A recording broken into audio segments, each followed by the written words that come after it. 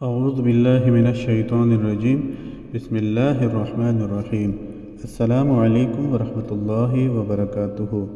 اس video میں آپ کو لاعلاج بیماریوں کے علاج کے لیے ایک عمل اور وظیفہ دیا جائے گا۔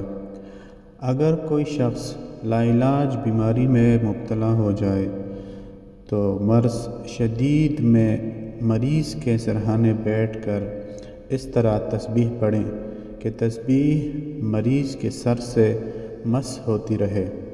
جب تسبیح پڑھ لے تو مریض کے تکیے کے نیچے رکھ دے۔ یہ عمل روزانہ وقت مقرر پر کرنا پڑے گا۔ 3 تا 11 دنوں میں مکمل شفا حاصل ہوگی اور افاقہ پہلے دن سے ہی شروع ہو جائے گا۔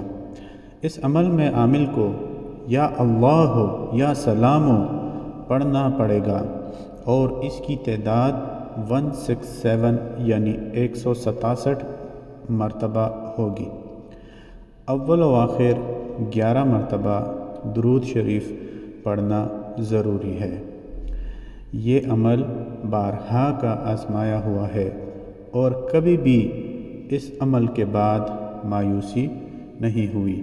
کوئی بھی عمل شروع کرنے سے پہلے صدقہ ضرور کر دیجیے گا۔